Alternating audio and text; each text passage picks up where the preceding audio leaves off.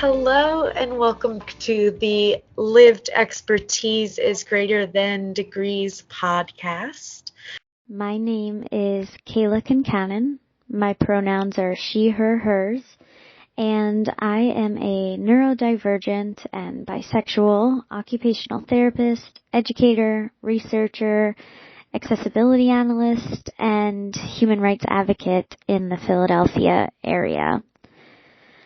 The idea for this Lived Expertise is Greater Than Degrees podcast is because as an occupational therapist and now working on a doctorate in education, I have been trained to use evidence-based practice to be able to cite an article for every decision that I make, for every client that I see, for every treatment plan, for every goal, for every intervention. And one thing that I've learned along the way is that there are a lot of perspectives missing from those articles, from those peer-reviewed journals, and from those textbooks. As a provider that tries to operate from a hashtag nothing about us without us perspective, I realize that almost all of the research and the scholarly sources are without the people that it's written about. There's participatory action research where people might be involved in the process, but it's very rare to have inclusive research methods and for folks with diverse experiences to be the producers of that research and of those respected sources.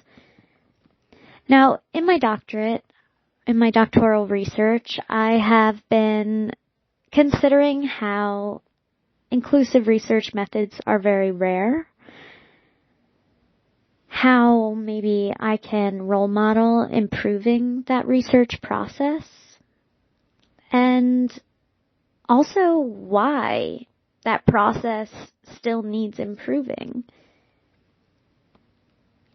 One of the things that is clear to me is that we have a lot of ableism in academia and pretty much everywhere, right? We have ableism in academia that prevents folks with disabilities or disabled people, however they choose to identify, that prevents them from being successful in the system because the system is not an accessible place. So when they are in K-12 education and they have IEPs, individualized education plans, and then individualized transition plans, and behavior therapists, and they are segregated down the quote-unquote special ed hallway with a lot of adults and a lot of providers. These folks end up with learned compliance and reduced expectations. The bar is set low, and in order to set the bar higher, we need to empower folks to be themselves and to take care of themselves and to develop healthy relationship with themselves and their mind and heart and body so that they can make and manage healthy relationships with other people, whether those are familial or platonic or with your community or online or romantic. And that's what I do in my business is I have a business called Collaborative Relational and Sexual Health Consulting where I support clients and couples and organizations with all the complexities of those relationships. And when I was doing research on relationships and disability, it was very clear that the perspectives of people with disabilities was not included. There was a lot of information on staff opinions and parent opinions, and frankly, that doesn't really matter to me. I think staff and families, they play a role, but that's such a person-by-person basis that research is not really that significant to me. What is significant to me is the trends of neurodivergent folks and what they want out of relationships with other people, and where they think they might struggle, and where they want to learn more. And so lived expertise is greater than degrees is about how no matter how many credentials after your name, no matter how much education you have, no matter who you know, you can't be an expert in something that you haven't experienced. And especially when it comes to neurodiversity and disability in general, there's so much intersectionality and intersectional identities that get forgotten, because disability can be part of someone's life regardless of their race, ethnicity, religion, size, gender, sexuality, age, socioeconomic status, and every other type of factor or demographic information that we can measure. It really is essential information to ask people for their own perspectives and to trust that they know more about themselves than we could ever know as someone who isn't them. And I think that's where a lot of political conversations get into the weeds and get to an unproductive place, is trying to speak on behalf of something that you haven't experienced. So this podcast is all about getting back to the source and empowering people to share their perspectives. All the future guests on this podcast are awesome. I'm recording this after I'm recording this introduction after I have interviewed several people, and they are very cool people with so much experience that they've shared with us, and they've been paid for their time, and it really is invaluable. A couple of questions that I ask a lot of my guests are, what does lived expertise is greater than degrees mean to you? And to me, it just means that I can't be an expert in something I haven't experienced. No matter how much I read about it, no matter how many TikTokers I follow, no matter how many journal articles I cite, it's not something that you can learn about. It's something you experience. And the best way to learn about something that you don't experience is to learn from people who have experienced it, not people who have just observed. I ask my guests, what's an important thing that they learned in school, and how did they learn this lesson? For me, one very important thing that I learned in school was how to be critical. I was lucky to go to a 5-year master's in occupational therapy program that was heavily focused on research, and now I'm in a doctorate in education program where I will end up with an EDD, and it is an EDD that will be completed with PhD rigor, which is exactly what I was looking for.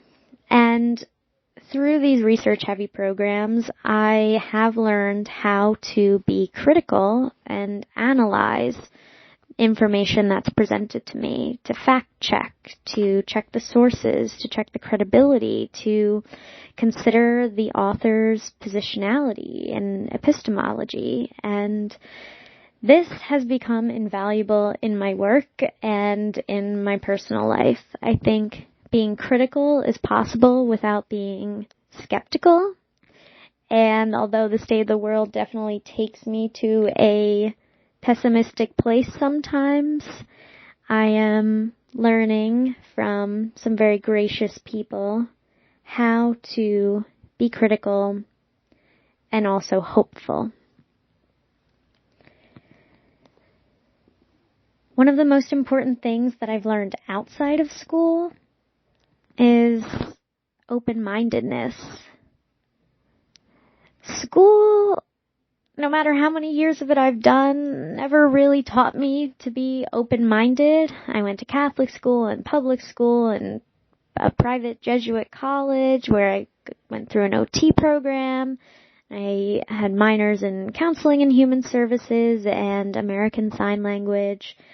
And American Sign Language classes and volunteering with my incredible professor was the closest that I really got to open-mindedness, because my professor and the families that my professor introduced me to showed me how many different ways a family can look and how many different ways a family can come together and grow apart, and that there's no right or wrong way to do life as long as your autonomy is not harming anybody else. I say that the ABCs of healthy relationships are autonomy, boundaries, and consent. And without those ABCs, we can't have healthy relationships with other people. And open-mindedness definitely fits within those ABCs.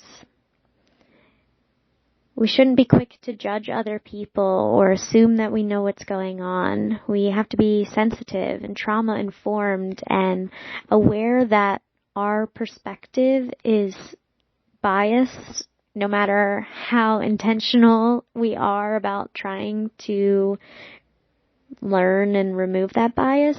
It will always be there. So being open-minded is something that has taken some effort to prioritize outside of school, to be comfortable in admitting what I don't know and asking for help. And really my open-mindedness leads me down all sorts of wormholes of information, and it helps me to keep some hope when I go on the news or on social media and find out about the most recent bad thing that's happening. Being critical and open-minded has been really helpful to me in my early career and my start as an entrepreneur and a researcher and just as a friend and a person. So my main lesson that I'm hoping that listeners take away from this episode is that I'm glad you're here, and I hope that you keep listening to this podcast, because I've interviewed some of the coolest people that I've encountered. But also, it's not all about this podcast. It's about meeting people where they're at, wherever they are. And there's so much information that you can get out in the world, both paid and for free, through peer-reviewed spaces. We talk about peer-reviewed spaces, meaning like journal articles, textbooks, and published books. But I think peer-reviewed can also mean socially peer-reviewed. And checking out neurodivergent creators and disabled perspectives in other sorts of media, like podcasts, YouTube videos, social media, Instagram, TikTok, Facebook. Now, all of these sorts of systems have their own flaws, but what I will say is that these virtual opportunities to learn from folks tend to be more accessible and tend to be less biased than what is published elsewhere. So please listen to this and listen to other people, and remember, nothing about us without us, and that lived expertise is greater than degrees, and let's keep up the good work. Bye.